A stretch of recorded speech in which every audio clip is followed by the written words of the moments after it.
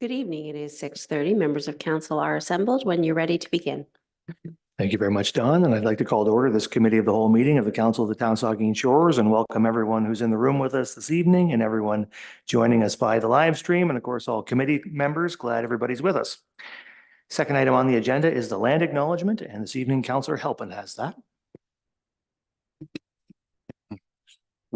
Excuse me. We acknowledge that we are meeting on the traditional lands and treaty territory of the Saugeen Ojibwe Nation, which consists of the Chippewas of Saugeen and the Chippewas of Nawash unceded First Nation. We understand that this land holds immense significance to the people of Saugeen Ojibwe Nation. We appreciate those who live and work alongside us today and who continue the traditions of their ancestors as stewards of the land we are privileged to inhabit. We thank them for the contributions that they have made in both caring for the land and in shaping this community. We commit to truth and reconciliation, to acknowledging the truth about what happened to Indigenous peoples because of colonization, and to reconciliation, which begins with each and every one of us. As a local government and public organization, we are dedicated to learning about Indigenous culture, to fostering a better relationship with First Nations and their people. And we commit ourselves to actions that move us forward on the path of healing, along with the Saugeen Ojibwe Nation. Thank you. Third item on the agenda is disclosure of pecuniary interest. Ask any member if you have one of those you'd like to declare at this time. Seeing none, of course, you can do that anytime if you need to. We have no additions, deletions, or amendments to this agenda. We have no open forum requests. So we're on to delegations. And this evening we have one presentation and two delegations. So I'll just remind our delegations that council's allotted 10 minutes for each of our delegations. So we'd appreciate it if you'd keep within that time limit. All right, so we'll begin then with item 6.1, which is the Saugeen Shores 2024 Heritage Conservation Award recognition and presentation. And we'll turn it over to the chair of the Municipal Heritage Committee, Councillor Cheryl Grace, to give us the presentation. Councillor. Thank you, Mr. Mayor. This year's 2024 Municipal Heritage Award winner is Sheila Latham.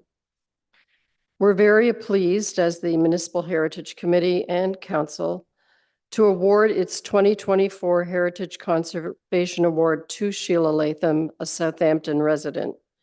This honor recognizes Ms. Latham's leadership in preserving and enhancing the cultural and built heritage of Saugeen Shores through a variety of initiatives. Sheila and her husband David own a landmark heritage home in Southampton, which they restored and then successfully had provincially designated through council approval. Sheila's efforts have been instrumental in assisting with the designation process of heritage buildings in Saugeen Shores. Her meticulous research and presentation has supported property owners with recent designation applications for St. Andrew's Presbyterian Church in Southampton, 697 Market Street in Port Elgin, the Southampton Lawn Bowling Club, and 117 Huron Street South in Southampton. Through these designation applications, Ms. Latham's intensive research has uncovered stories and facts which bring to life our community's history and its significance. Throughout this process, Sheila created a designation template, which she has shared with the municipality for public use through its website. This step-by-step template is an invaluable tool that will aid the designation process for years to come, take the guesswork out of how to prepare an application, and could be used as a model throughout the province. Sheila's efforts to celebrate and preserve local heritage extend beyond designation. She was a founding member of the Southampton Cultural Heritage Conservancy, SCHC, and has been the editor of the SCHC newsletter since 2019. Sheila also operates the SCHC Facebook page. Her over 300 posts since 2019 are written and illustrated with current photos and archival images to promote interest in the history and culture of Saugeen Shores. And she has written at least six illustrated essays on architectural styles and heritage buildings in Southampton. In 2019, Sheila organized a Pack to Capacity event called History in My Attic, Love Letters in My Eaves, where 11 individuals from the community shared anecdotes about historical artifacts found in Southampton homes, again animating our community's cultural history. In conclusion, Ms. Latham's tireless leadership and commitment to the promotion of heritage of Saugeen Shores through publication and presentation makes her an ideal candidate for the 2024 Saugeen Shores Municipal Heritage Conservation Award, and our committee is grateful for her efforts. Thank you, Counselor. And with that, it is my great pleasure on behalf of council and the community to present the 2024 Heritage Conservation Award to Ms. Sheila Latham. And so if you come up, Ms. Latham, and Counselor Grayson will present you with the award.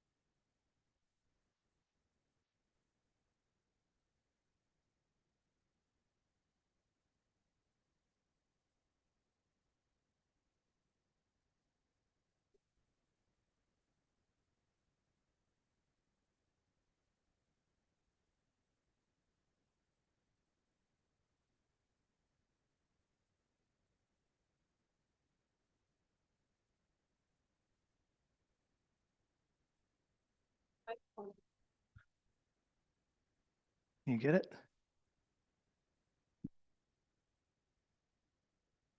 Good evening, Mayor Charbonneau, members of council, and community members. I have a brief thank you to read rather than ramble off the cuff. I appreciate so much receiving this award because its very existence shows that Saugeen Shores values and appreciates the importance of heritage to the future of our town. Over the years, I've come to understand how the ideals of heritage uplift our lives by maintaining our connections with the best hopes and dreams pursued by generations from the past and the promise they hold for the future. These connections enable us to develop a socially engaged community. Since my years as a graduate student in the 1970s, I've studied the works of William Morris, a poet, a printer, a decorator, decorative designer, and also the founder in 1877 of the first Preservationist Society, now known the world over as the National Trust.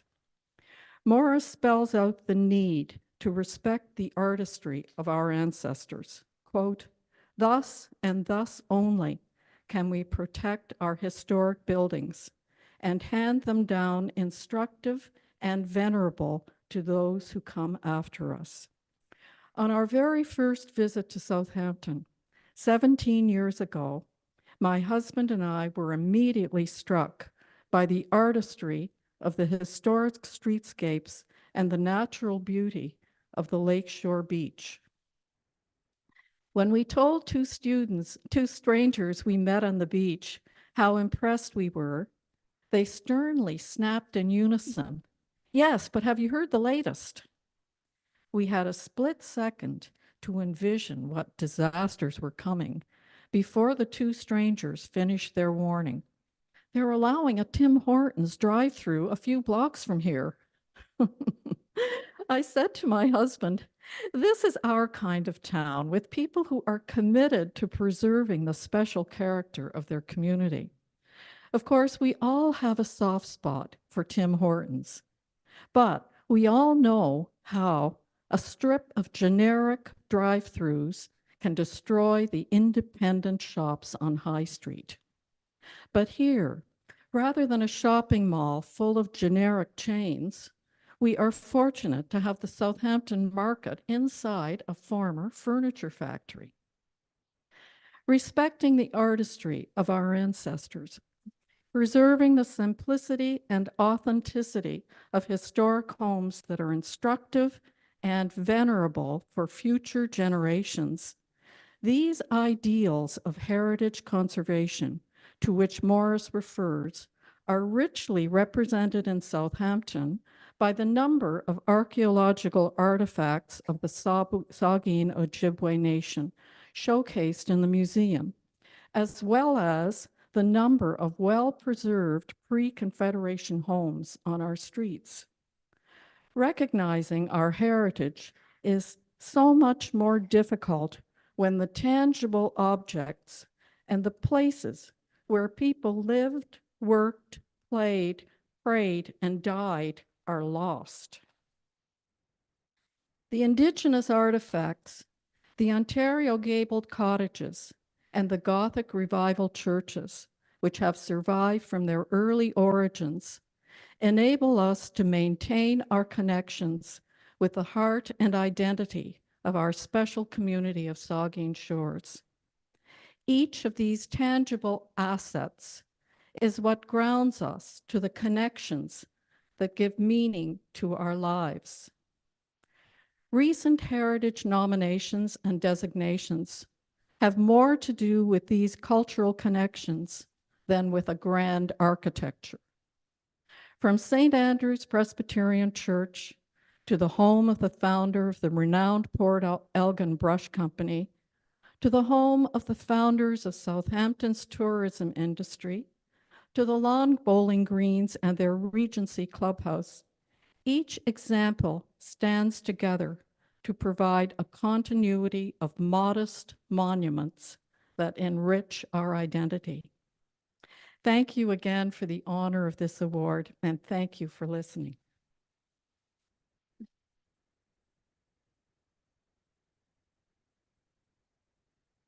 Thank you very much, and congratulations again, Ms. Latham.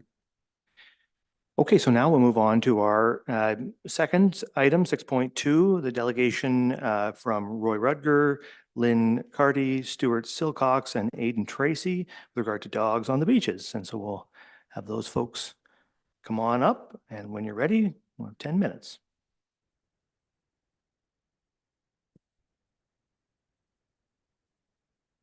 Does this clicker work? Okay.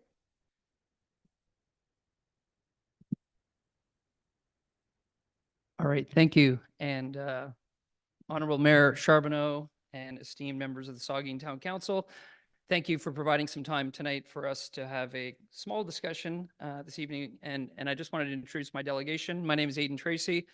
To my left is Lynn Carty and Stuart Silcox. I'm also at some point going to do my best Roy Roger imitation. Unfortunately, he got called away on a business trip and couldn't join us tonight, but he does have a letter that he'd like me to read. We're really here tonight just to talk on behalf of a number of residents in both Port Elgin and Southampton to offer some observations about beaches and dogs on beaches this summer, and also talk about a proactive solution that we think we could work with our bylaw officers and police officers around signage. Sorry, someone keeps moving my slide ahead. So with that, if it's okay, I'd like to read really briefly a short letter from Roy, who really wanted to be here tonight. So, Honorable Mayor Charbonneau and esteemed members of Saugeen Town Council, I'm sorry I couldn't attend this evening, but I was unexpectedly called away to a meeting out of town. Thank you for allowing our delegation this opportunity to address you on behalf of a large number of citizens from Saugeen Shores about the continued issues of dogs on the community's beaches during the summer months. While we understand that many dog owners are very responsible, there are still multiple daily instances where dogs are left off leash, causing noise, safety and environmental risks for beachgoers, especially small children, while disrupting the enjoyment of one of our town's greatest assets, our beautiful beaches. As a local resident with proximity to the beach, it is clear and easy to observe that the volume of these incidents has increased over the past 2 summers. We appreciate the past efforts and patience that the town council has shown, along with police concern and other attempts by town services to find a solution to this issue. However, as you'll hear now from Lynn Carty, many residents have tried to follow the suggested approach of calling the bylaw officer or calling the non-emergency police line to help with enforcement. And it seems like all of our officers are all very, very, very busy. And this reactive approach to dogs on the beach has had limited impact this summer. We're optimistic that there might be a proactive step that we'd like to offer tonight around signage, that with a slight change to some of the signage that leads onto the beaches, we think it might be clearer and the communication to local residents and tourists might be helpful. So with that, I'll turn it over to Lynn. Okay. Hi, everyone. That's okay. I'm Lynn Carty, and I grew up spending summers here for over 50 years. I played tennis as a kid, and my first job was working for John Wyco when he owned the church marketplace on High Street. If you've eaten at the Lighthouse restaurant recently, one of my sons probably cooked your food. I learned to swim at the Long Dock when it was called the Long Dock, and my boys skipped rocks at what we call the Rocky Beach between the Flag and the river. The Rocky Beach, unfortunately, is different these days as many people are not following the bylaws. I should mention that we have a dog who is such a big part of our family. I certainly don't have anything against dogs. I just want people to follow the rules. This summer, I regularly saw people ignoring bylaws with unleashed dogs on the beach and during restricted hours. I was also approached by some of these unleashed dogs with their owners a distance away. I followed the enforcement process, calling Madison if it was a weekday before 3. I felt bad for her as she seemed really busy. Sometimes she just suggested I call the police. Other times I would get her voicemail and I wouldn't hear back from her. After 3 or on a weekend, we were told to call the non-emergency police. They would forward the information to an officer, but it didn't really seem to make any significant difference.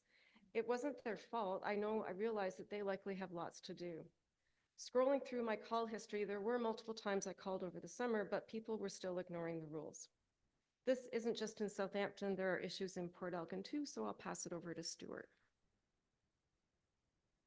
Thank you very much. Stuart Silcox. I'm a resident down the Gobles Grove area, not too far from the beach. I'm also a former dog owner and former cat owner, in between pets right now, but I love dogs and I even love cats. So I want to echo what Roy and Lynn said. I've seen or observed similar things down primarily south of the CAW road towards the main beach. An increase in the last year or so of infractions with dogs off leash, confrontations down there. And I've talked to some neighbors have had, who are farther away, have had dogs come up off the beach onto their properties. And there's been issues with that. And those people, by the way, similar to what Lynn said, they don't want to call or can't call or don't call in and complain. They find that they don't want to have any confrontation. Someone's going to see them leave and have a phone with them, or that they've had experiences where it's been delayed enforcement in the past. So typically they're not calling. And I think that's a challenge for everyone as well, because if we're trying to measure if there's a problem, well, we don't have good data, right? And if we don't have good data, people can't manage. That's Old Management 101. So what I'd like to see is a more proactive approach that Aidan mentioned, and specifically with the signage, because I think if we can change the signage to make it clear, we're going to help our enforcement officers as well as visitors. There's probably a lot of day trippers and weekenders coming to the main beach. And if they see clearly when and where they can have their dogs and pets with them, I think it'll make a big difference. So I'll flip it back to Aidan. Thanks, Stuart. And for these next 3 slides, we really tried to just come with a proactive solution. You may know Roy is in the communications industry. I'm in the communications industry as well. And we had the opportunity to take some photos of the signage. This is actually the one that's just down at the entrance to Shipley Avenue in Port Elgin. So this is the actual sign. So if you walk there tonight and you walk up to the sign, this is what you'll see. And from a communications perspective, the first thing you see is the very large sign in green that says it's a dog-friendly waterfront and you can come on in with your dog. The next one says dogs allowed. So the next one down says dogs allowed. But if you look carefully, it says 6 p.m. to 9 a.m. So basically through the night, dogs are allowed. And then the last thing you see is dogs prohibited from 9 a.m. to 6 p.m. And I can tell you in my neighborhood, the way the signage is placed, it's actually placed so low to the ground that the weeds have grown up 4 feet and you can't even read the bottom two signs. So what we thought we could do is we had a designer mock up a new sign using the exact same location. We just superimposed this new sign here. This doesn't really exist, but we've provided this to Josh and the Parks Department as an example of a sign that would welcome visitors and welcome residents to Saugeen Shores. So it's a very welcoming message from the town.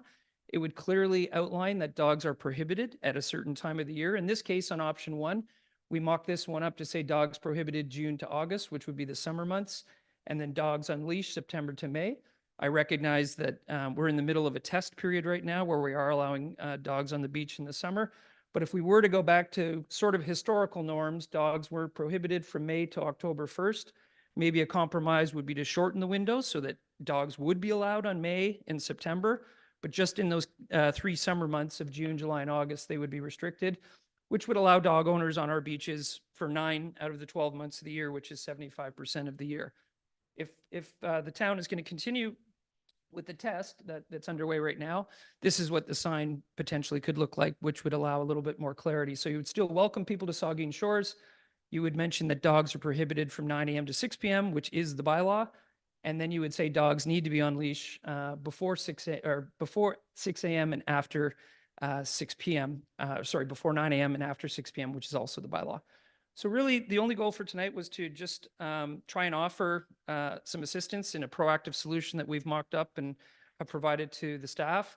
As Lynn mentioned, and Roy and myself and Stuart can say that, following the approach of calling in for enforcement in a reactive manner has been a challenge this summer.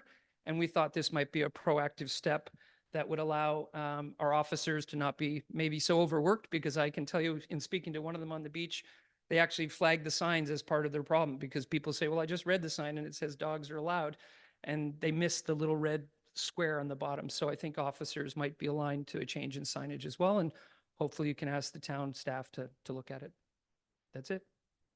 Thank you. Okay, thank you very much to the three of you. And you've made the request on the signage, and you say you forwarded that already to staff. So I think certainly council will refer that back to staff to consider as part of our operations in the coming years. So anyway, with that, I'll ask if there's questions or comments from members and turn it over to Councillor Mayette. Thank you, Mr. Mayor, and through you. Thanks for the presentation. And I listened very carefully to your presentation, and I'm trying to ascertain from your personal point of view, is it the fact that dogs are on the beach that is keeping you up at night, or is it the fact that there's a bylaw out there that isn't being adhered to or enforced? I think that the dogs on the beach in the non-summer months is not an issue. If you're asking me from my personal point of view, I don't believe dogs should be on beaches between June and August, but I recognize that's for council to decide. And in the meantime, if we are going to have dogs on beaches in Saugeen Shores, I think we should follow the bylaws, which were approved. And the bylaw is no dogs on beaches, period. Okay. Between 9 a.m. and 6 p.m. So it's the bylaw that mainly is the point of the presentation, is that we're not enforcing the bylaw as it's written. Because on one of your signs that you suggested we put up there, it says, you suggested we put the words dogs must be on leash at all times. That's what it says in the bylaw, I believe. Well, in actual fact, when the dog is in the water, it's not on the beach, and we don't have jurisdiction over the water. So dogs are technically allowed to be off leash when they're swimming in the lake. It's only when they come back to shore that they have to put on leash. So it's a technicality, but it's one that was discussed when the bylaw was enacted last year. Yeah, I'm just offering our observations from this summer that when the dogs are on the beach, they're off leash, which is against the bylaw. And there are dogs on the beach, literally between 9 a.m. and 6 p.m., which I believe is, according to the bylaw, not allowed. You're right. That is in contravention of the bylaw. And that's what I'm trying to We're just offering ascertain. So we're Yeah. not going to have a back right, and forth thank you. here, guys. Thanks. Councillor Grace. Thank you, Mr. Mayor, and thank you for the presentation and taking the time to come up with those sign suggestions, which I am glad we're going to refer those because I think they're helpful.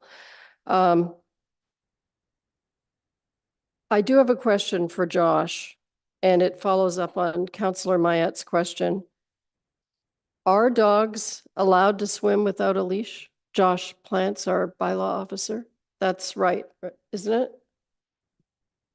Sorry, Josh, putting you on the spot. I didn't ask you that, but I The, just need clarification on that. Do you have that answer, the CAO? We'll have the CAO give the answer so that everybody can hear it. Yeah, on behalf of our chief building official, who's not our bylaw I'm officer, sorry, but he's our my chief mistake. building official, Yes, who operates our bylaw division. That is correct, that the bylaw only applies on land. okay, thank you.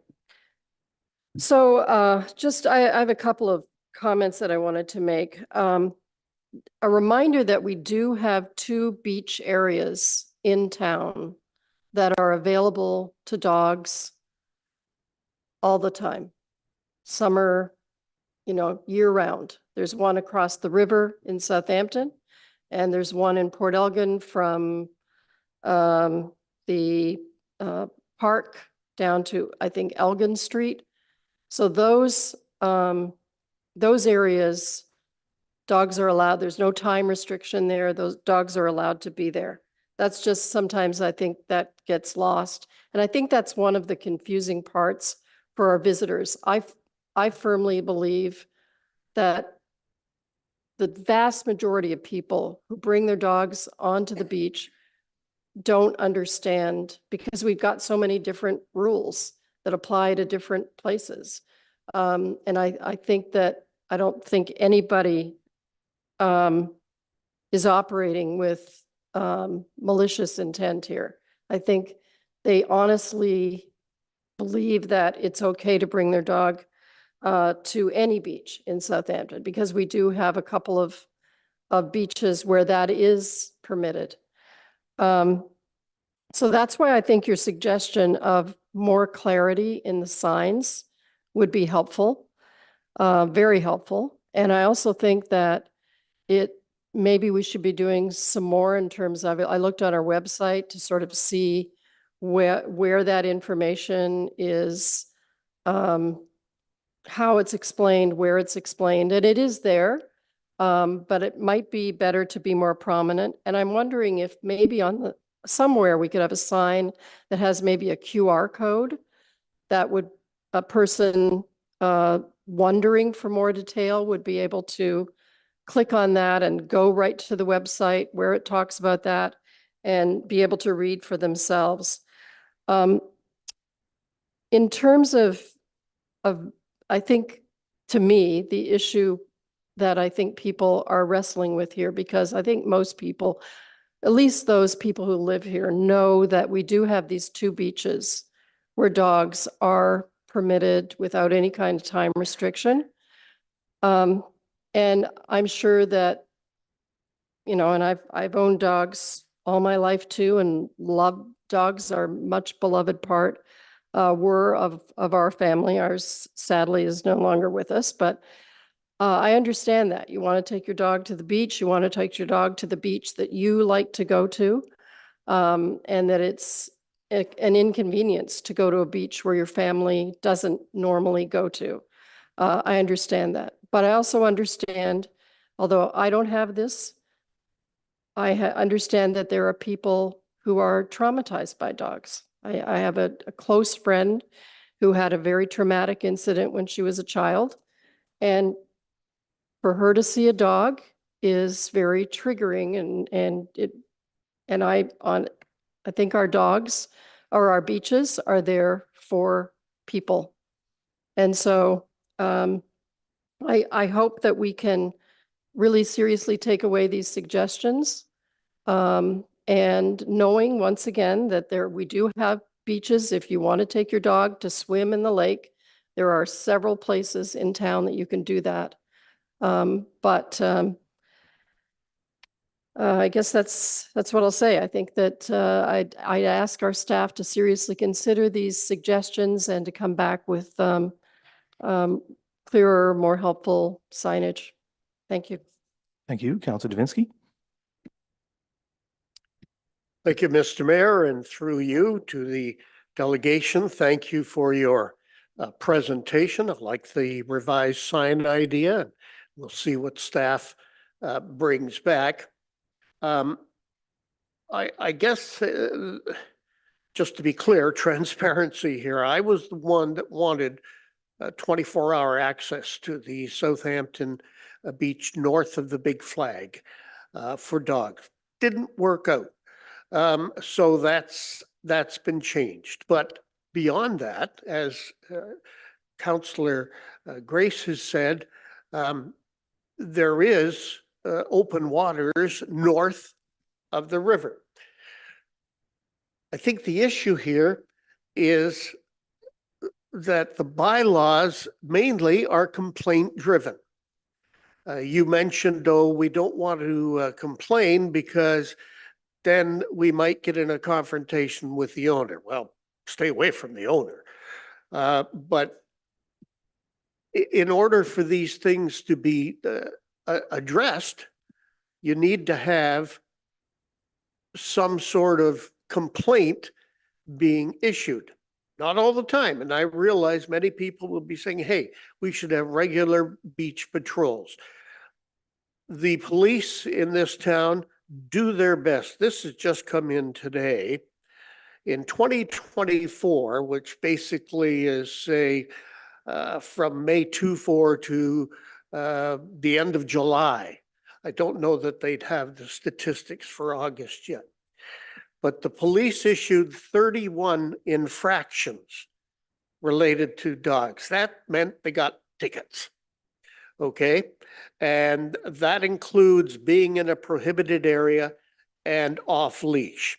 So the police are doing what you expected them to do. In 2023, just as an aside, only 5 infractions were issued. So it's a 520% increase in 2024. Also, the police have initiated 71 problem-oriented policing incidents where we dedicate an officer to patrol the beach areas. And these are what you referred to proactive patrols. That's being done right now as best we can. The POP officer is not there all the time because sometimes they have court duty and what have you. But the police are doing their best to address this problem. And hopefully that'll get better as we go along and perhaps some changes are made. A special constable has been instrumental in making this a success, makes beach patrols a part of his daily duties, providing he is not out of service. So the Saugeen Shores Police Service is doing what it can under the circumstances. I know people want police there 24/7, but that's not going to happen. And you know, as a delegation, that wouldn't happen. You're not even asking for that. But in order to make these bylaws work and have teeth, besides having the police officers there occasionally just looking around, the complaints have to be issued as well. And chances are, by the time police got out there, the complaints would be gone, the guilty. But you do the best you can. I think you're trying as well. Thank you very much for your presentation, Mr. Mayor. Thank you. Thank you, Councillor Halpin. Thank you, Mayor, and through you. Thank you for your presentation. And I'm one who'll say that I think dog owners need to do better. You know, they need to do better. And I live on Mill Street and I pick up droppings all the time. And I wonder why people bother to put their stuff in a paper bag and a plastic bag and then litter the plastic as well. But I think further, you know, budget time is coming up and perhaps it's time that we consider having a part-time bylaw officer to cover the tourist season. So that's something that perhaps we can bring up and discuss at budget time. Thank you for your presentation. Okay, thank you. Are there any further comments? Councillor Stack. Yeah, thank you. So I agree with the signage. I think it could always be clearer, and I think that is one of the challenges. So I fully support that, and I think the QR code is a really good idea. The one comment I have just about the observations, I just always caution folks that I don't know that we've been paying attention to the to the usage of beaches with dogs for the preceding sort of 10 years. And having said that, I was on a run recently on the beach and I had an interaction with a resident who she had 3 or 4 dogs go. And I'm not scared of dogs. And I mean, frankly, I could have kicked them in the water if it had been so necessary, but they were small and they kind of scrambled around me. So I did actually run up after her and talk to her, and said, look, like, this is one of the reasons people object to dogs on the beach, et cetera, et cetera. And the one comment I had just about her feedback, and something I just caution about limiting to the very rocky beaches, is she was an older woman, and she would have had some challenges walking on the fairly flat beach, the ship between Shipley and Gobles, that stretch of beach. And I think she would have been really challenged to walk on the dog beaches. Now, her excuse for having the dogs roam free, she can't control them. And I think that's, I made it very clear that was not a great excuse. And so I think, to Councillor Halpin's point, I think we do need to encourage our residents to be more mindful of the expectations that they have the dogs on leashes, and that everybody aren't dog people. And I think it's a fair comment to say, when you have young children, you don't know what dog is doing what and whether it's a biter or not. So I think that's good feedback, but I think it's still a bit premature to ban dogs from the beaches. And I look forward to another season or two where we have that. And I think better clarity would be helpful. Okay, thank you. Anything further? I think as you guys know, we've been debating this around this table for some time, since before I got here 20 years ago. It's just important, I think, just to remind folks, because I just read what folks are saying out there, and just remember that before this term of council, dogs were prohibited on the beaches altogether during the summer months. And then council, what was it, 3 years ago, I guess, instituted a pilot to see if we could permit them on sandy beaches. We tried one model in Southampton, one model in Port Elgin. Then a year later, we decided we preferred the Port Elgin model, which we implemented across the board, which is no longer a test. I saw you use the word test in your presentation, but now that is the bylaw. Council has no plans to revisit that at this time. So that, as far as I know, is the law and is going to continue to be the law. At the same time, we enhanced enforcement. You heard the numbers from Councillor Davinsky. We've stepped up bylaw enforcement significantly on the waterfront. And the result of that has been more tickets. So all of that's happening, and we can continue to tinker. We can change the signage and we can do all sorts of other things. But I think, from my perspective at least, the bylaw regime is where it's going to land. We've debated it and debated it. We've come up with the best compromise we can come up with, and that's about where it's going to wind up. In the end, the bylaw we cannot legislate common sense. We cannot legislate common decency. That the folks on the beaches are going to have to get along with each other, folks using dogs and folks who don't have dogs, and they're going to have to operate together. There's no amount of bylaw enforcement we can hire and no bylaw that we can create, which is going to solve for just the need for people to figure out how to get along with folks down there. So I think that's where it's going to wind up. And but I certainly don't support any changes to the current regime. I'm content with where the bylaw enforcement situation is at this time. The municipality invests a lot in law enforcement, and I'm not keen to see those numbers increase, particularly to target. I just don't think the taxpayers well served by us investing tens of thousands of dollars more just on the dogs on the beach issue. Like, I just think that, we've got it as well handled as we're going to handle it. So anyway, that's where I'm at it. But I do really appreciate the work that you guys have done and the fact that you've come in here and spoken to us about it. So thank you for doing that, and have a good evening. Okay, so now we're moving on to our third delegation, which is 6.3. It's from John Miller and Joanne Robbins, and it's on the 2024 Port Elgin Pumpkin Fest.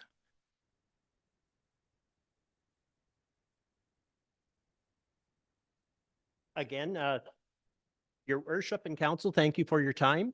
I don't know if I take it personally every time Luke mentions 10 minutes whenever I'm coming to the mic or not, but I do have a history. We could fill 10 minutes in a hurry, but I also have 39 years of experience of the event and the fun things that we do that 10 minutes really isn't going to cover it all.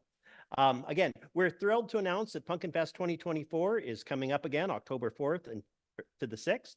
And this will be our 39th year of the community event, our cherished event here. It started out a long way since we had a 120-pound pumpkin in front of Maple Square Mall in about a 3-hour event. So we've done well. Some of us, Connie, Johann, even myself, have been around for all 39 years. We were all younger back then. But again, our team has worked diligently. Again, we're creating an unforgettable festival, brings together the residents, visitors in a fall festival for giants in our community. Again, always on our agenda is family fun for the whole family. Again, you guys each should have got your package this year. Show you how well organized we are. In that, you'll find your silver bracelets, which will get you not only into all of our events this year, but again, for opening ceremonies. Again, we're inviting all council to come out again for the chance to the seed chucking experience now. Again, COVID has ruined the seed spitting experience, but again, the chucking experience went over very well last year, and we had some great fun with the activities and the kids that were involved, some great little inventions.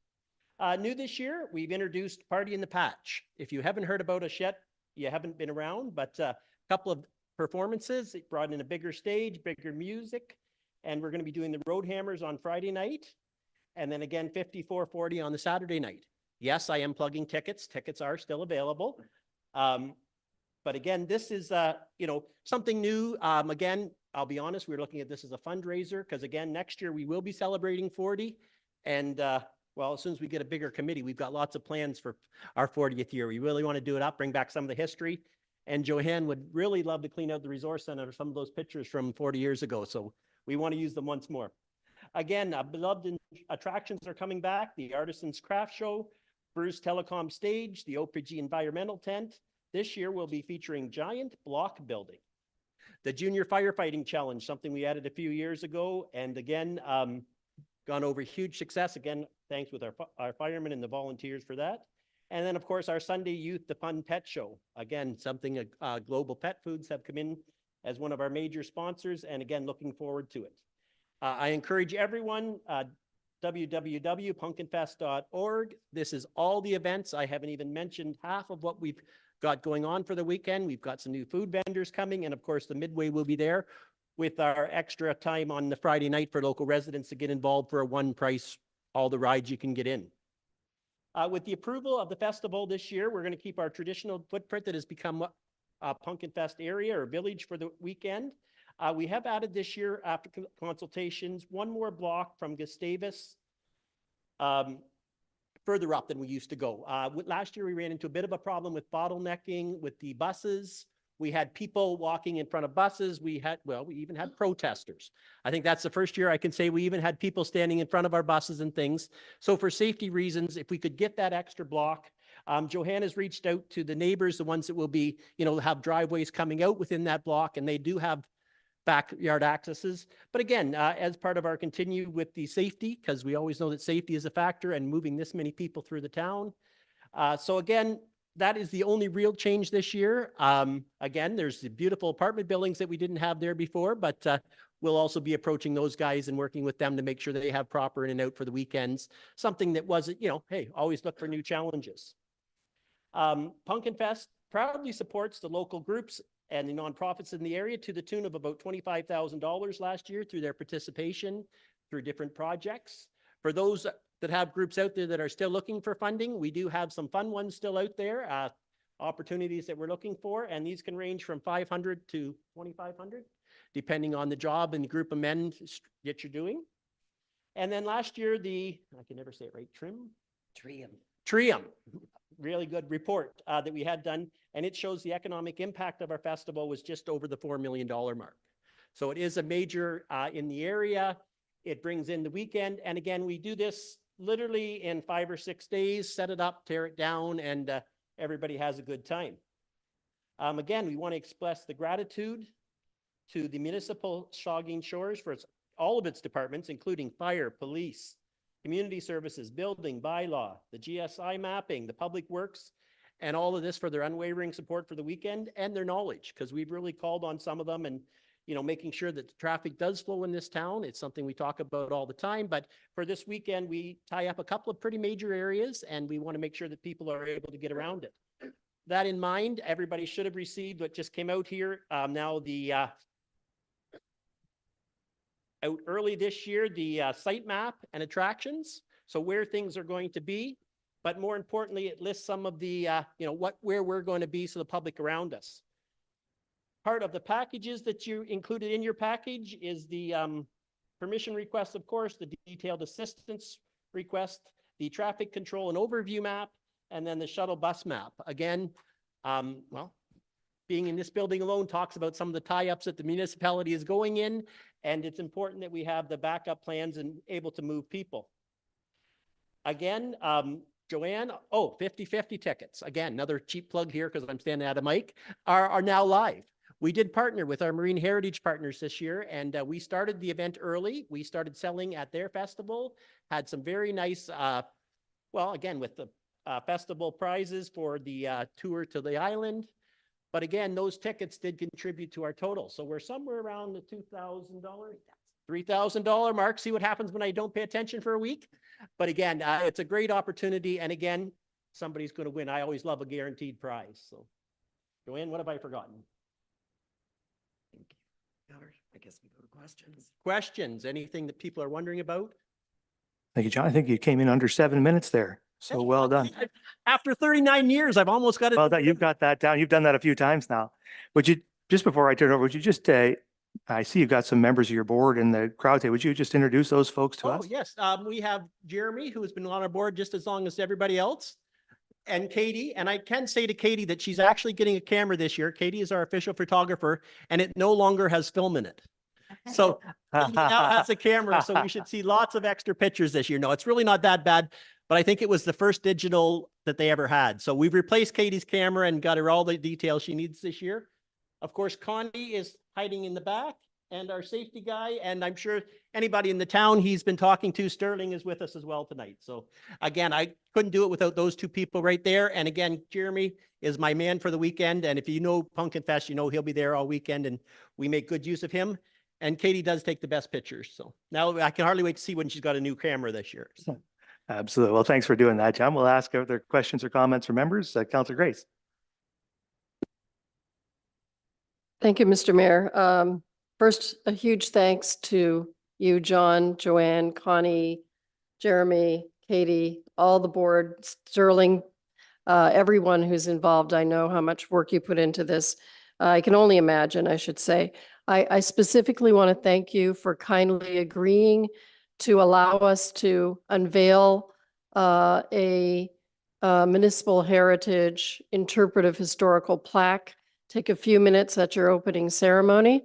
This is a plaque about the history of the Port Elgin Fair, which is going to be recognized this year and eventually will be installed at the one of the gates to the Lakeview Park.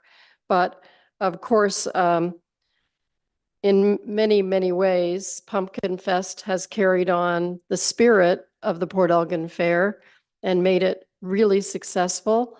And so I think it's a great fit. And again, thank you very much for agreeing to allow us to have those few minutes to do that. We're excited about the plaque and excited about Pumpkin Fest. Thanks. And there again, there's one of the classic ideas that we've talked about, discussed in Joanne's backyard, fitted in so well for the project, does tie in. And again, one of the many activities that go on at the weekend that 7 minutes just isn't enough time. So. Well, you could have had 3 more, John. Yeah. Is there further questions or comments from members? Councilor Dubinsky. I think I ask this every year. Thank you, Mr. Mayor, and through you. So what's the word on the street as far as a record-breaking pumpkin? I'm going to turn this over to Joanne. I'm almost confident that we're going to break 2,000 pounds, and that'll be a record for us. There's a lot of, Barrie had to close down their weight off, and we have the group from Quebec coming as well. I can almost guarantee it. I don't want to bet, but I think we'll hit 2,000 pounds, which will be a site record. All right, you heard it here first. 2,000-pound pumpkin. Thank you, Mr. Mayor. Thank you. Further questions? And now you've made me nervous, Joanne, because I'm going to have to weigh that thing. Yeah. And that's bigger track. When they come over 2,000 pounds, you start to sweat a little bit running the sling. I just want to say thank you to you guys and all the folks in the room and your whole. It takes a huge crew of folks to pull off Pumpkin Fest every year. And it's such a great event, brings all sorts of folks to our community. Would you say $4 million or so in economic benefit to the community? And just a great shoulder season event for our town. So thank you so much. And I assume you're still looking potentially for volunteers out there. Where could folks go if they wanted to volunteer? www.pumpkinfest.org. There is a volunteer link there. And it doesn't have to be a public thing. Some people say, I don't want to talk to people. I don't want, we have lots of jobs in the background, making sandwiches, putting bags together. Mhm. Again, don't get me wrong. If you want to stand up on the stage, my job is available. But again, that being said, by all means, even if you've only got a few hours, we'd love to help. We'd love to set up. And again, this is where I'm going to start to plug the 40th, is we do have some special things that we want to do for that year. So people that, want to get involved next year, we're going to be calling on some faces to get that celebration going next year. So keep us in mind for that as well. Awesome. All right. Thanks, guys. Thank Have you. a good evening. Yep, you too. Okay, so we're moving on now to Section 8, reports of municipal officers and committees, and down to staff reports. And the first one is 8.2.1, which is the 2024 Q2 variance to budget report, and the treasurer has that one.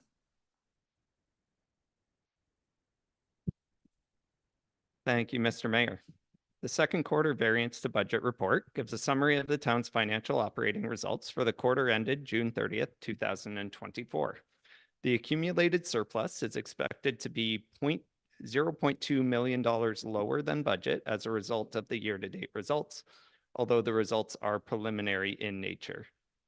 The report notes a few items causing variances, such as lower than budgeted building permit revenue and higher than budgeted fuel and utilities expense. Overall, the corporation is tracking closer to budget than in past years, which shows improved business planning and progress towards operational goals. Expenses will be closely monitored during the remainder of the year to ensure minimal expense variances at year end. Thank you, and happy to take questions.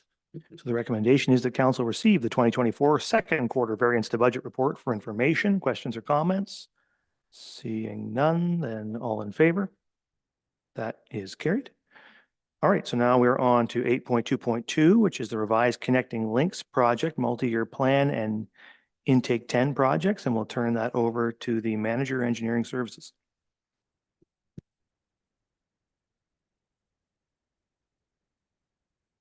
Good evening, Mr. Mayor, and through you to the council.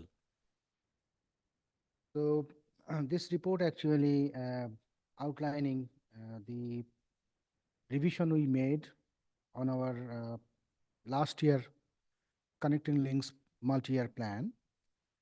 Based on the discussion that we had on May 29 with the Ministry of Transportation,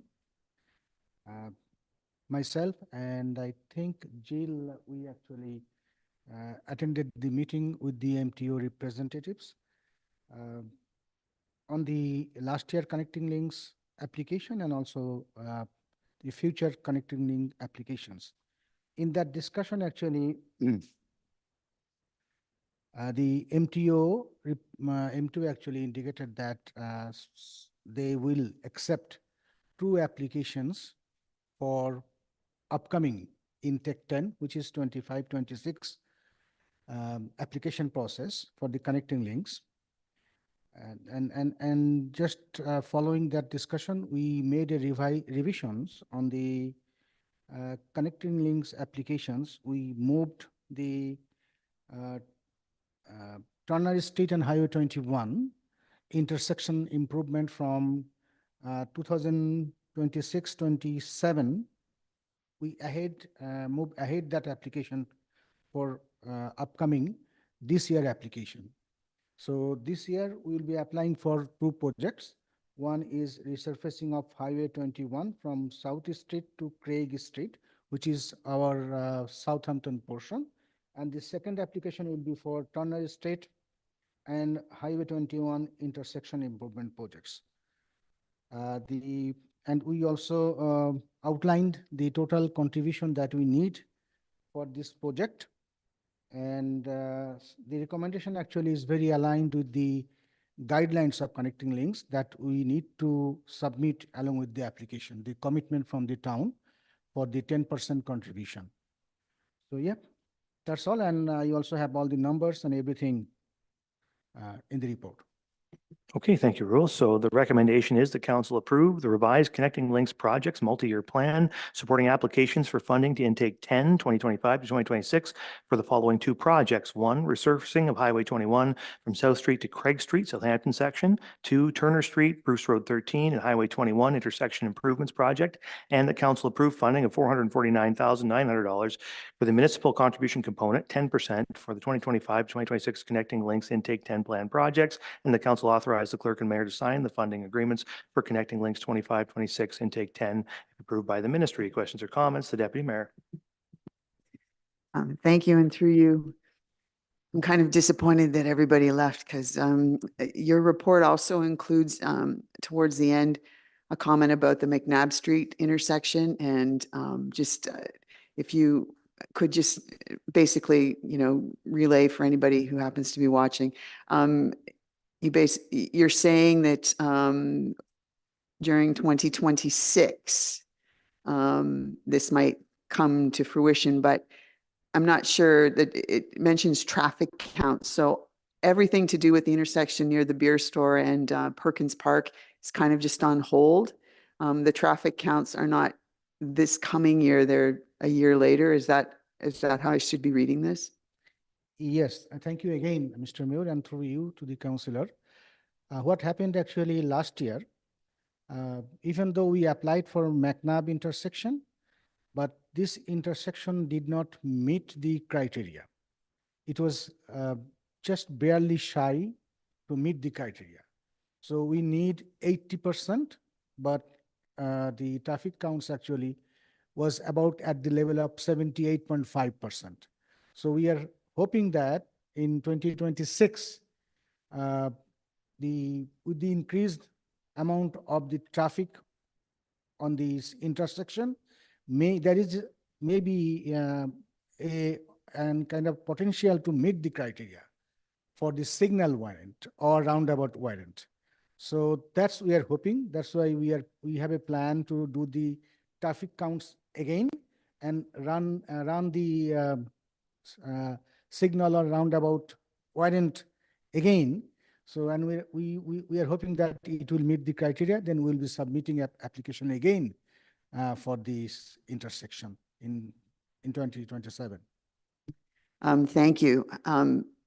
One of the options that was in material that we received already, though, spoke about the potential for a pedestrian opportunity that had a dollar value attached to it. That from what you've just said, I'm reading into that during business plan or budget meetings, we won't be discussing anything beyond just a sense that this is coming a year down the road, that we'll do the counts again and then go after the province again to help us out with doing something at that intersection. We're not going to consider any other option at that intersection for next year. Is that correct?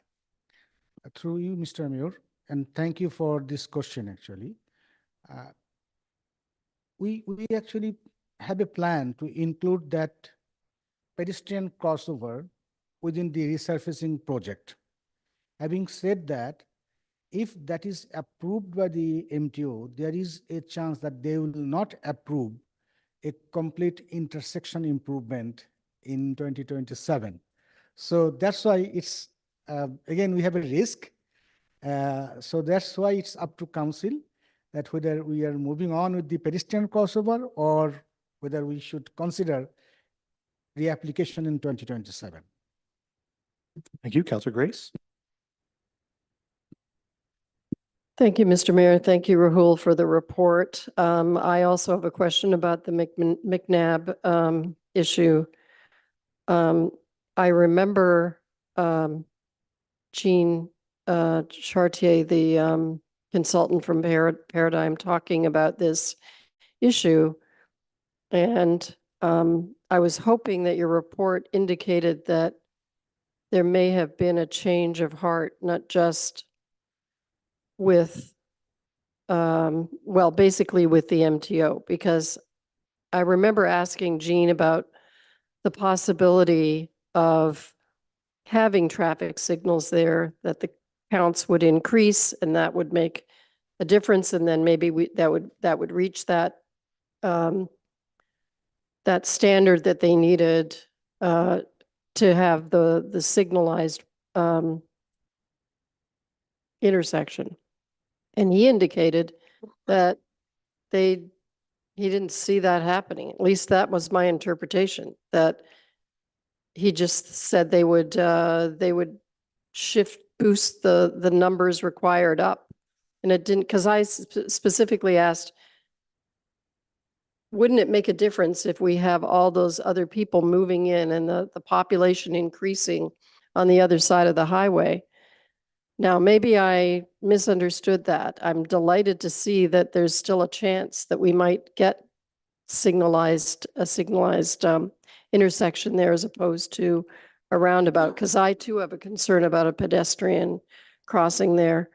So anyway, we have to wait a couple of years. I'm sorry about that, but I'd much rather do that and have a chance, solid chance of getting that signalized intersection. So if that's a possibility, thank you. And thanks for your work on this. Thank you. Councillor Halpin. Thank you, Mayor, and through you. When will we see the possible designs of these streets? When do you anticipate that, sir? Pardon me, let me restate that. With the resurfacing of Highway 21, is it going to be a straight resurfacing, or will there be any design changes in terms of lanes, bike lanes, anything like that? Thank you. Thank you. Again, through you, Mr. Mayor, we hired a consultant, so they are working on the possibility of bike lanes and all other lane changes for Highway 21 from concession 6 to concession 10. If you are referring to that section, yeah.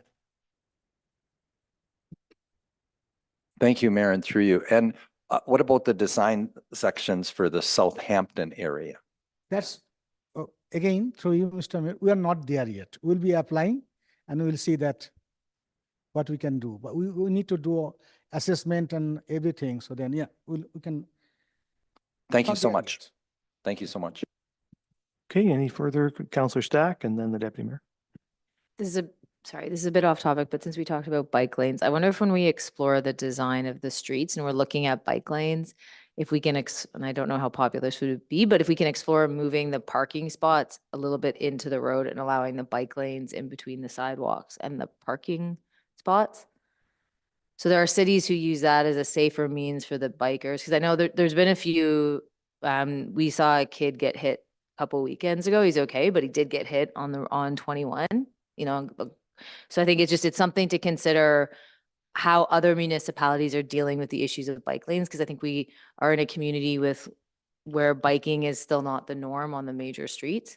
And I think it's something to just explore alternate ways of structuring the streets. We don't limit traffic flow, but we protect cyclists in a more in a safer and slightly more efficient way to get the traffic moving. Thanks.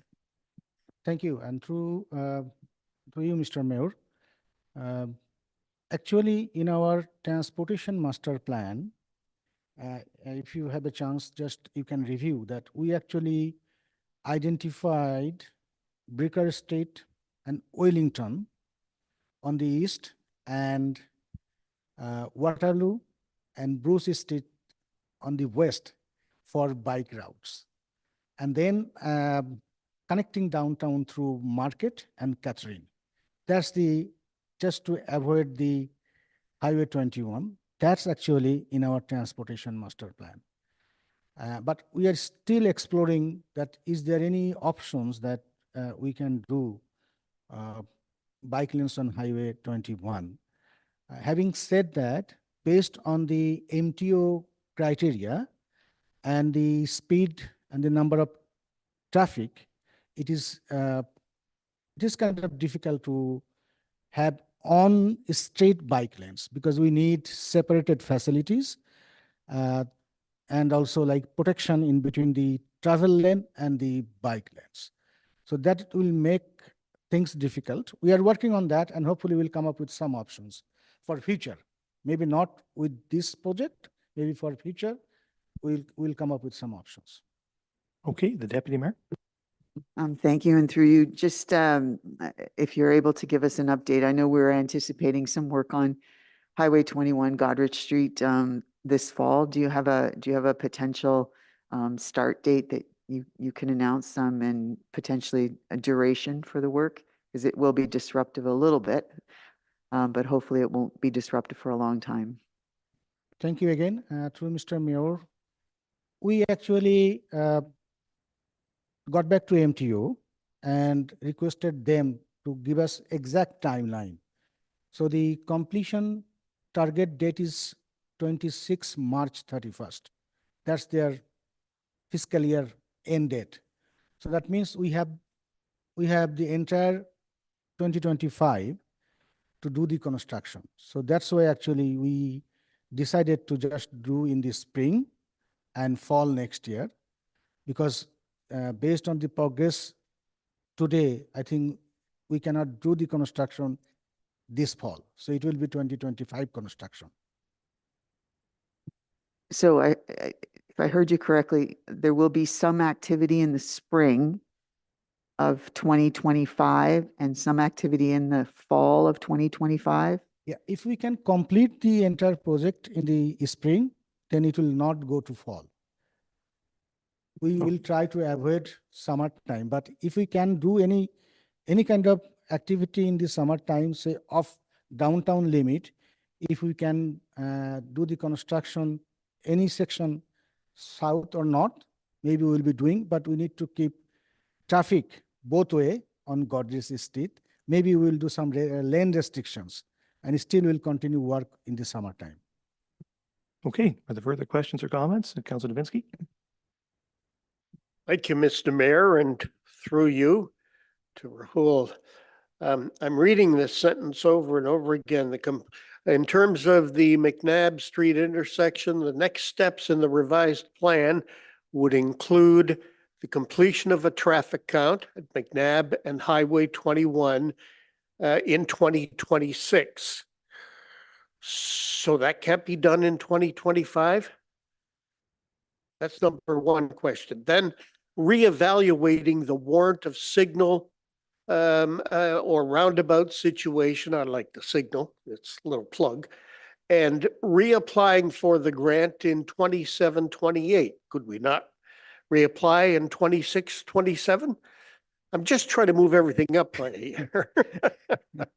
Thank you. And through you, Mr. Mayor, we have to reach to the number that will actually eligible to meet the criteria. So we need to wait a couple of years to get that increase in the traffic numbers. So that's why we have to do in 2026. And based on this situation, if we can apply, because the application deadline is November 3rd week. So if we can complete our engineering assessment, and if we meet the criteria, then we'll maybe that time we'll come back to council for another revision and we'll move ahead this McNabb Street. Okay, but I agree with Councillor Grace. I also heard the Paradigm spokesperson say, if you reach the threshold using fresh counts on the other side, Southampton Landing, they increase the threshold. So the province does, so that you almost never can reach the threshold. We already, when we did our last assessment, we actually considered all the new development, even future development. Having said that, the traffic counts also consider the background yearly growth, which is currently 2.5%. So every year we are having an increase of 2.5% on the overall traffic numbers on our roads. So we are hoping that since we are only 1.5% shy to meet the criteria, we are hoping that in 2026, we may be eligible for the variant of signal or roundabout. Okay, thank you very much, Mr. Mayor. Yep. Further comments or questions? Thanks for all your work on this, Rahul. I particularly it'll be good to see, it's nice to see Turner and Highway 21, that intersection, up for consideration in 2025, 2026. I know there's a lot of folks interested in that one, and also the completion of Highway 21 through Southampton. I think that's, it'd be nice to see that one completed along with Port Elgin. You can see in Port Elgin now how important completing that piece of infrastructure work is going to be. There's now, there's holes in the road and all sorts of issues there. So really glad that we have the money and we're going to see the Port Elgin one done, and glad we're going to apply for Southampton. And I think, the message on McNabb Street is that, the province's criteria aren't allowing us to proceed at this time. The municipality is going to continue to apply when it's reasonable to do so until we can get support from the province, till we meet the warrants, and we can improve that intersection. I know all sorts of people in Southampton are eager to see us do that work, and we can't do it without the province's permission, but we're going to keep poking that bear until we get that permission and try to advance that project. So anyway, all of that said, thanks for your work on all those things, Rahul, and looking forward to advancing these projects. And hopefully all of this requires the province to give us the funding in 25, 26. So that's the plug. That's my plug. That's hopefully the province will hear our message and fund this. So thanks. So you've heard the recommendation, and I'll ask all in favor. That's carried. All right, so 8.2.3 is road capital projects update and fund transfer to 2024 asphalt resurfacing, and the manager engineering services.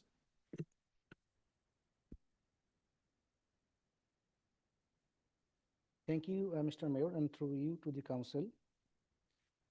This report actually is outlining that a request for a fund transfer of 350K to the 2024 asphalt resurfacing project. So we just did a quick kind of calculation from financial perspective. We found that we will have a net savings over $1 million from different projects, because this year actually we really have a good year for asphalt work. We received low bids for a significant number of projects, and overall we have a savings of 1.2 million, and this is based on all the bids that we received this year. So we are requesting a fund transfer to the Carlisle Estate. That Carlisle Estate actually we selected based on the current situation is good for resurfacing from Highway 21 to the north. Currently, we have a budget around 108K.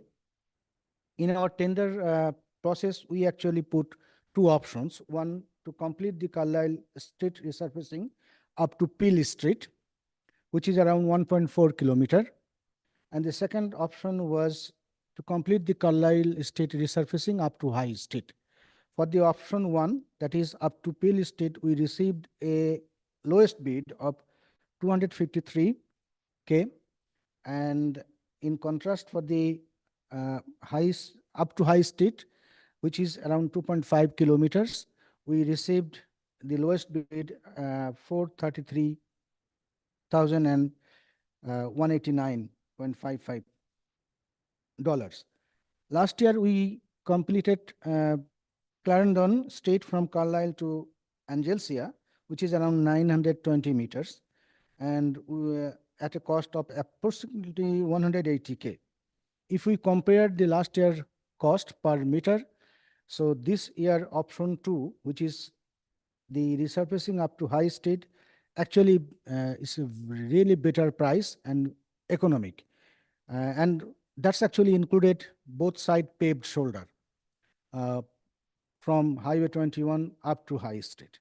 And if we can complete that, actually is really a kind of alternate route for exiting and to going to Southampton, alternate route of Highway 21. So yeah, that's the request.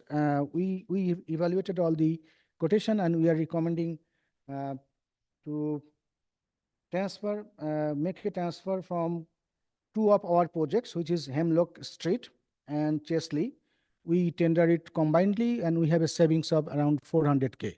So we are just recommending a fund transfer of 350K from these two projects to the asphalt resurfacing 2024 program. Okay, thank you. So there is a recommendation the council approve a fund transfer of $350,000 to the 2024 asphalt resurfacing project from savings on the Hemlock Street project and the Chesley Street project. Questions or comments? The Deputy Mayor. Thank you. And through you, the addition of paved shoulders is a wonderful potential. I just would ask for specific consideration when you get to where Carlisle hits Highway 21. The logical progression from there would be to connect with the rail trail. And so it would be helpful if at least some consideration could be given as to a safe route. You're basically crossing in front of one property.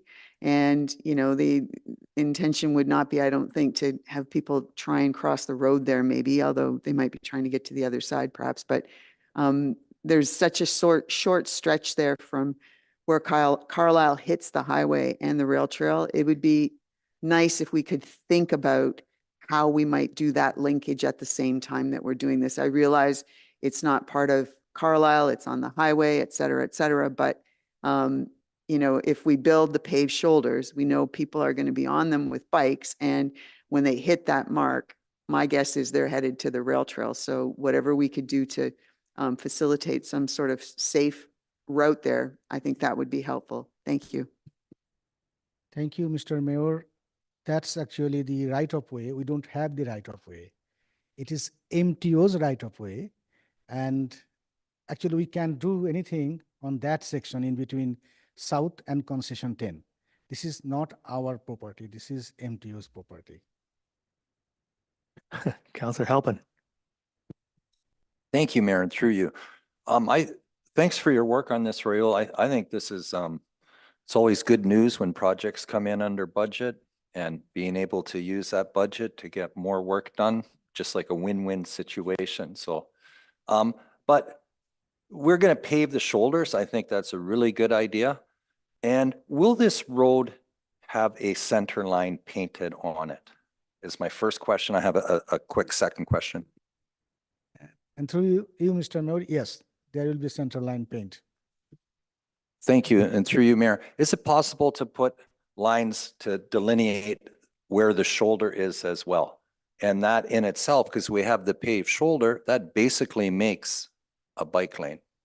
So could we have 3 lines on that road instead of 2?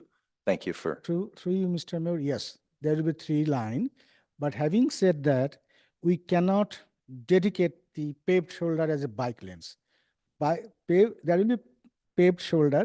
People can bike on the shoulder, but it's not designated as bike route.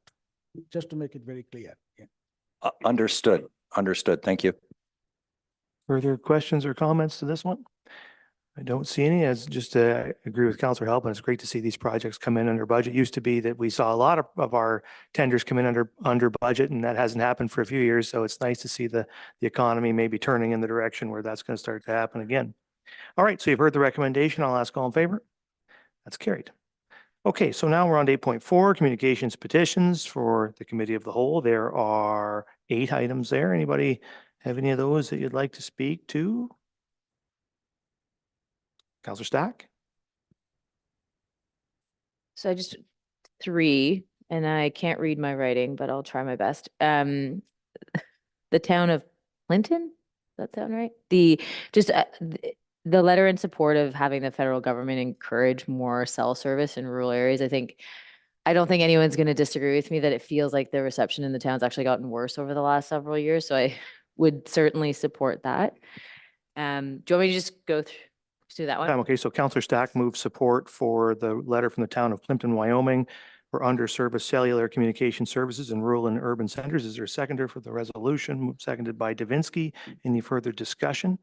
I would just add and agree with the councillor, and I'm a member of the Southwestern Integrated Fiber Technology Board of Directors, and in fact, they looked at underserviced cellular areas in all across southwestern Ontario, and our area, Bruce County and Grey County, are among the worst served in terms of cellular services in the province. So so I think it's a really worthwhile thing for us to advocate on. So you've heard it moved and seconded. I'll ask all in favor.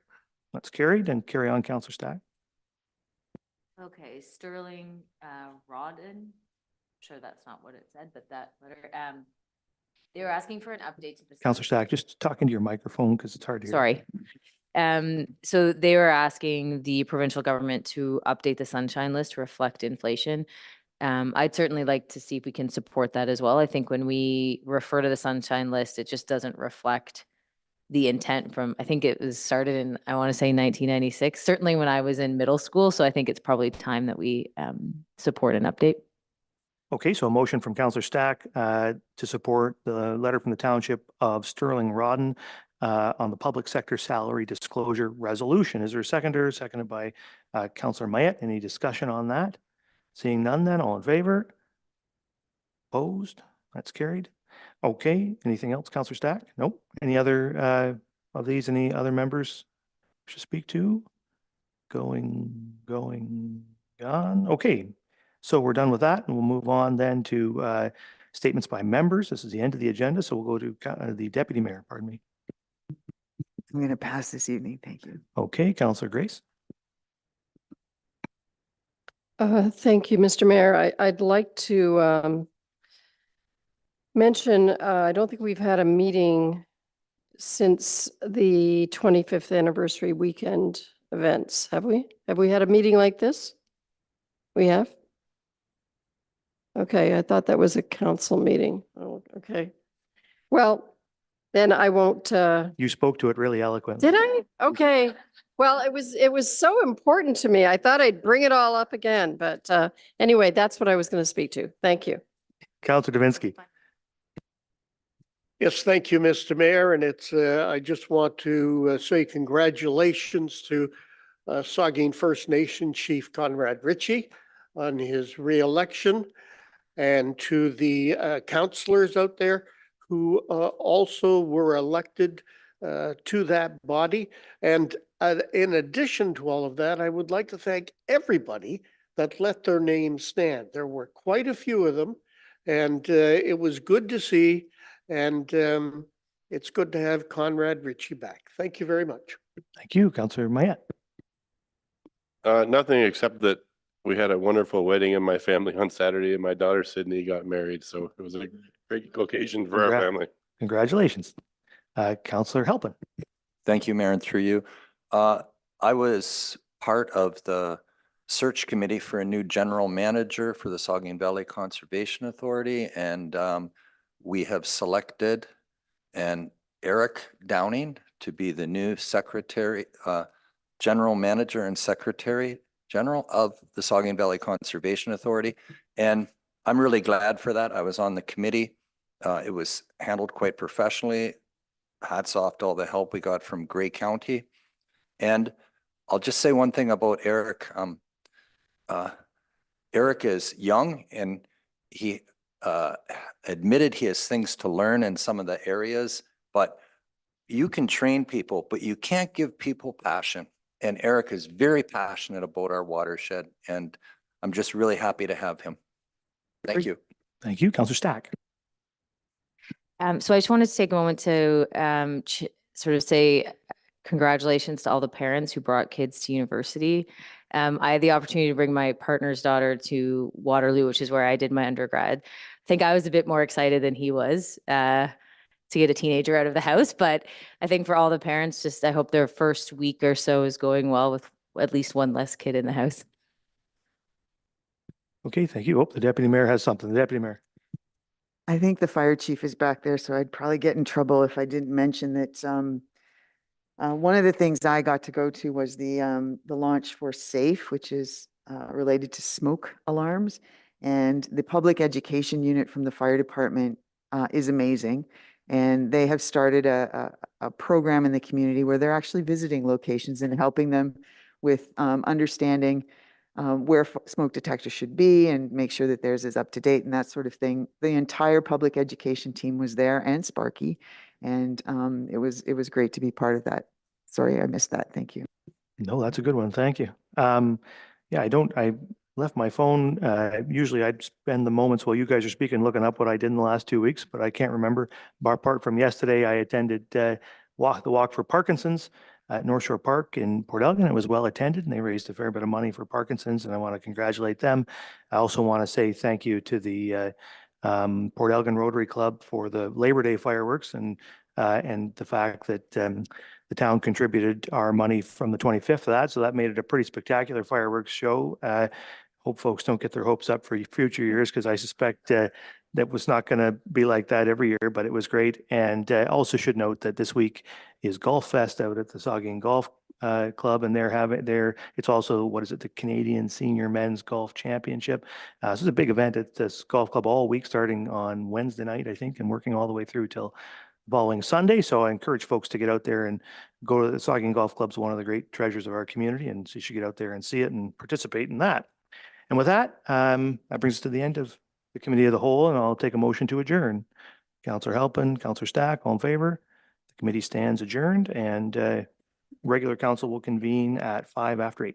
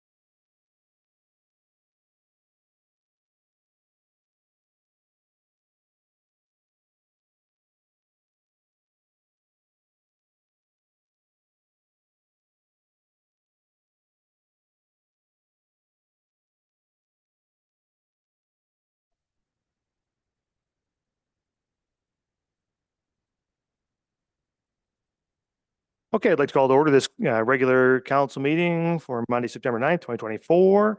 And the second item on the agenda is disclosure of pecuniary interest. Ask any member if you have one of those you'd like to declare at this time. Seeing none, of course, you can do that anytime if you need to. Oh, Councillor Stack. Yeah, sorry. I've filled the form out. Yeah, so I'm gonna have to disclose pecuniary interest for the agenda item 9.2 for the Bruce C impact assessment. It says Bruce Power is my employer. Okay, thank you. Any other pecuniary interests to declare at this time? Seeing none, then of course you can declare one anytime if you need to. Councillor Duhaime. Yeah, thanks. And through you, Mayor, I'll have to declare one as well, same as Councillor Stack with Bruce Power being my employer, but I'll retroactively fill out the paperwork and send to the clerk. Thanks. Okay, thank you. Anybody else? Okay. So now we'll move on to item 3, additions, deletions, and amendments. We do have one addition to the agenda, item 9.2, and so the recommendation is that the Bruce Power letter to Mayor Luc Charbonneau and the Saugeen Shores letter of support be added to item 9.2. Is there a mover and seconder for that resolution? Halpin and Mayette. All in favor? That's carried. Okay. So now we will move on to item 4, adoption of minutes. And there is a resolution that council adopt the minutes of the regular council meeting of August 12th, 2024, and note and file the minutes of the committee of the whole meeting of August 12th, 2024 as presented. Is there a mover and seconder? Stack and Grace. Questions or comments to those minutes? Seeing none, all in favor? That's carried. All right, and then we'll go on to item 6, close to public.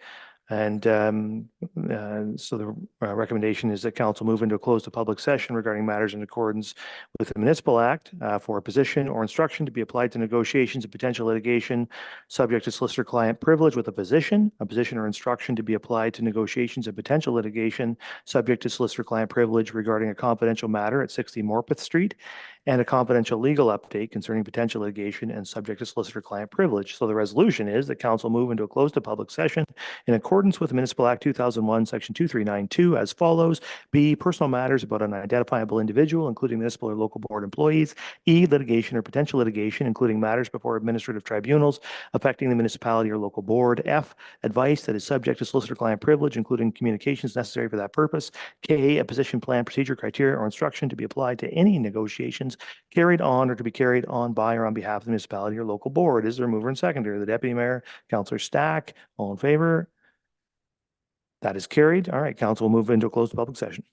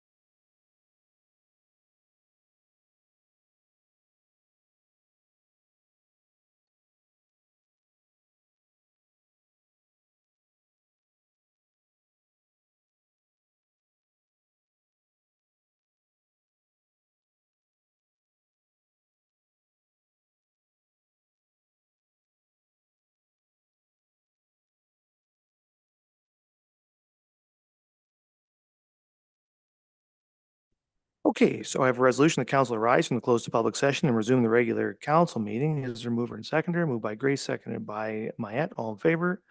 That's carried, and we'll report from closed session that council received information on legal update regarding potential litigation subject to solicitor-client privilege, that we gave direction. Actually, well, other two actually have rise and report items, 6.1.3.2 and 6.1.3.3. So I'll go through those now. With regard to 6.1.3.2, I have a resolution that council. Oh, sorry, apologies. So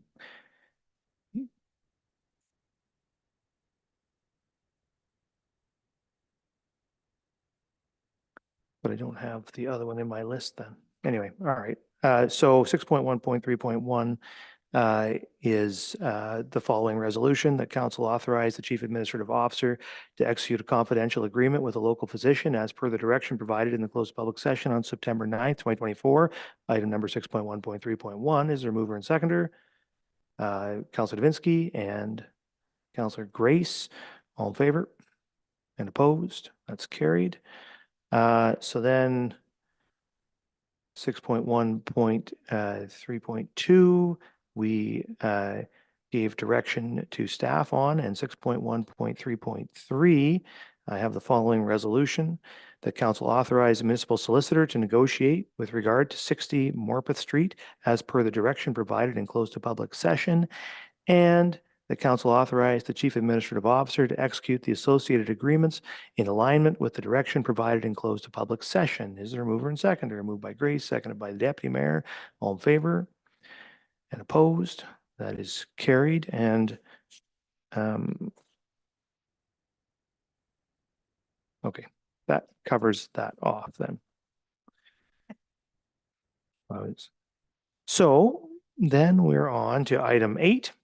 Which is reports of the Committee of the Whole. And there's a resolution that council amend the 2024 business plan by adding the Southampton South Area Drainage Comprehensive Environmental Assessment as an engineering services capital highlight, and that council approve a funds transfer of $300,000 from the Victoria Street, Peel Street to Morpeth Street project to the Southampton South Area Drainage Comprehensive Environmental Assessment. 2, that staff be directed to include a ward boundary and council composition project in the proposed 2025 business plan for consideration. The council adopt a bylaw to authorize the use of internet and telephone voting methods for the 2026 and future regular municipal and school board elections. Is there a mover and seconder for the resolution? Moved by the deputy mayor, seconded by Grace. Questions or comments to the resolution? Seeing none, all in favor? That's carried. Do we have Councilor Duhane? I didn't see him up there. Okay. There he is. Okay. So now we're on to 8.2, Committee of the Whole, AMO OMA Joint Health Resolution Campaign. The resolution is that whereas the state of healthcare in Ontario is in crisis, with 2.3 million Ontarians lacking access to a family doctor, emergency room closures across the province, patients being derostered, and 40% of family doctors considering retirement over the next 5 years, and whereas it is becoming increasingly challenging to attract and retain an adequate healthcare workforce throughout the health sector across Ontario, and whereas Ontario municipal governments play an integral role in the healthcare system through responsibilities in public health, long-term care, paramedicine, and other investments, and whereas the percentage of family physicians practicing comprehensive family medicine has declined from 77 in 2008 to 65% in 2022, and whereas per capita healthcare spending in Ontario is the lowest of all provinces in Canada, and whereas a robust workforce development developed through a provincial sector-wide health human resources strategy would significantly improve access to health services across the province. Now therefore be it resolved that the Council of the Town of Saugeen Shores urge the province of Ontario to recognize the physician shortage in the town of Saugeen Shores and Ontario to fund healthcare appropriately and ensure every Ontarian has access to physician care, and further that this resolution be circulated to Premier Doug Ford, Minister of Health Sylvia Jones, MPP Lisa Thompson, the Ontario Medical Association, and the Association of Municipalities of Ontario. Is there a mover and seconder? Moved by the Deputy Mayor, seconded by Davinsky. Questions or comments? The Deputy Mayor. It's just been a while since we heard you read that fast, so it was an honor again, sir. Okay, well, thank you. That wasn't even my best work. All right, is there further? Seeing none, all in favor? That's carried. Okay. Next is committee report on AMO policy update on social and economic prosperity review. The resolution is that the mayor write a letter in support of the AMO policy update, call to action on social and economic prosperity review to the Minister of Municipal Affairs and Housing, the Minister of Infrastructure, the Minister of Finance, and that it be circulated to Premier Doug Ford, MP Ben Lobb, MPP Lisa Thompson, and the Association of Municipalities of Ontario. Is there a mover and seconder? Moved by Halpin, seconded by Grace. Questions or comments? Seeing none, all in favor? That's carried. Next is 8.4, committee report urging the government to promptly resume assessment cycle. The resolution is the council endorse the municipality of Callender's resolution regarding urging the government to promptly resume the assessment cycle, and that a copy of this resolution be forwarded to Premier Doug Ford, the Minister of Finance, Peter Bethenfalvy, the Association of Municipalities of Ontario, the Rural Ontario Municipal Association, and the Municipal Property Assessment Corporation. Is there a mover and seconder? The Deputy Mayor, Councillor Davinsky. Questions or comments? Seeing none, all in favor? That is carried. Next is a committee report on the Ontario Long Service Medals. The resolution, whereas paramedics, firefighters, and police officers are frontline heroes, regularly putting their health and safety at risk to help others in need. And whereas Ontario Fire Service Long Service Medal was created in 1971 to honor firefighters who have served the public for 25 years or more, and the Governor General's Fire Services Exemplary Service Medal was created in 1985 and honors members of a recognized Canadian fire service who have completed 20 years of service, 10 years of which have been served in the performance of duties involving potential risks. And whereas the non-OPP Police Service has similar long service medals within their forces, but there is not a province-wide long service medal for non-OPP police officers. And whereas the Governor General's Emergency Service Medical Services Exemplary Service Medal, created in 1994, recognizes professionals in the provision of pre-hospital emergency medical services to the public who completed 20 years of exemplary service, including at least 10 years in the performance of duties involving potential risk. And whereas there is no province-wide long service medal for paramedics in Ontario, now therefore be it resolved, the Corporation of Town Saugeen Shores Council endorse the creation of a province-wide long service medal for police and paramedics modeled after the existing award for firefighters, and further that the mayor write to Premier Doug Ford, Minister of Health Sylvia Jones, Solicitor General Michael Kersner, Minister of Citizenship and Multiculturalism Michael Ford, MPP Lisa Thompson, urging them to work collaboratively to create such awards. Is there a mover and seconder? Moved by Halpin, seconded by the Deputy Mayor. Questions or comments? Seeing none, all in favor? That's carried. 8.6, committee report regulations for the importation and safe use of lithium-ion batteries. Council endorsed Mayor Taylor's letter from the Township of Otonabee South Monaghan regarding regulations for the importation and safe use of lithium-ion batteries. This resolution be circulated to the Solicitor General Michael Kersner, Premier Doug Ford, MP Ben Lobb, MPP Lisa Thompson. Mover and seconder. Moved by Davinsky, seconded by Halpin. Questions or comments? Seeing none, all in favor? Opposed? That's carried. Okay.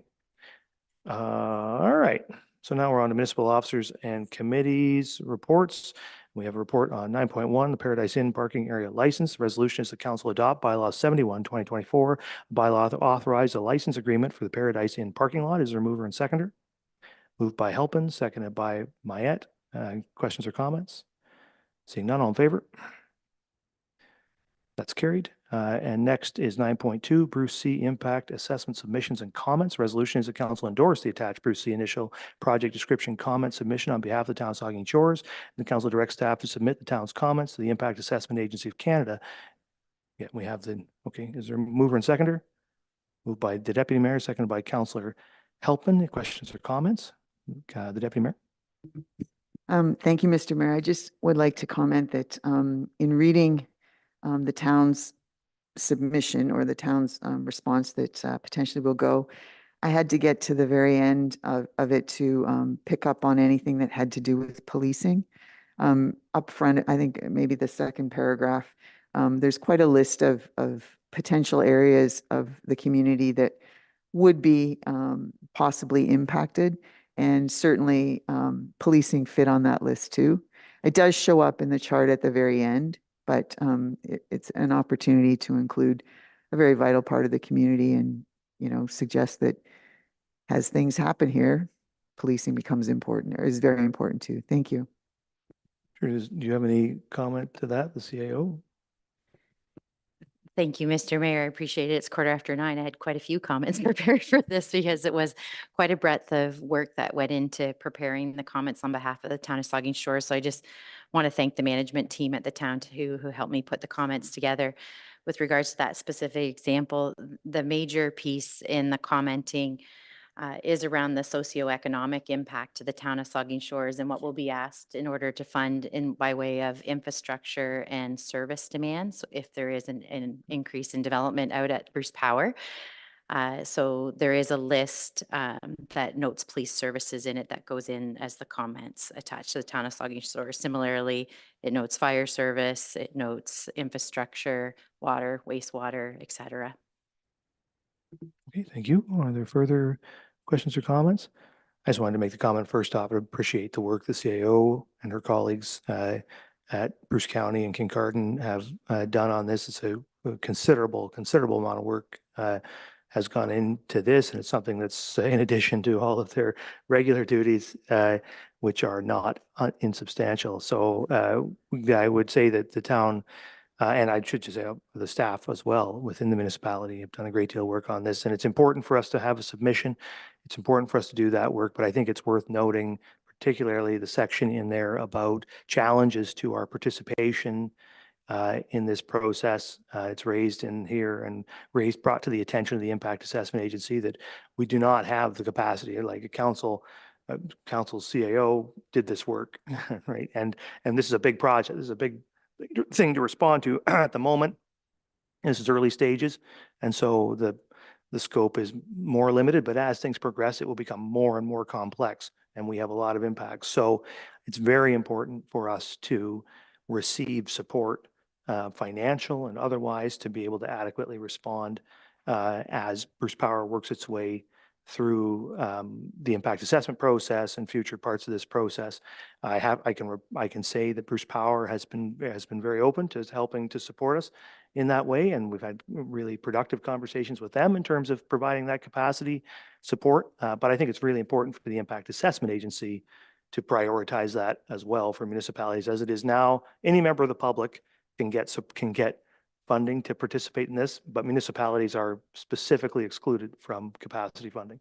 And I think that's just not right because we are impacted. We have the bulk of the responsibility to respond to this. So I think that's it has been flagged. CAO has done an excellent job of flagging that along with many other things. I think it's worth saying, that the town of Saugeen Shores strongly supports Bruce Power, is strongly supportive of a process to work toward expansion at the Bruce site, but with the condition that these issues that we know we will face on all these issues, the deputy mayor raised policing, but there's a infrastructure, the condition must be that we receive the support necessary to build the community to the extent it can accommodate the massive amount of growth that will come in a reasonable way that doesn't diminish the quality of life of the people who live in this community. So, as I say, I think CAO and her colleagues have done a great job on encapsulating that as part of this initial project description response. We will continue to do the work to respond, but we definitely need capacity, funding, and support to do the job that we owe our citizens and the citizens expect of us to do. So that's a matter that's going to be continued focus of our lobbying, both with the proponent and with the federal and provincial governments. Councillor Helbin. Thank you, Mayor, and through you.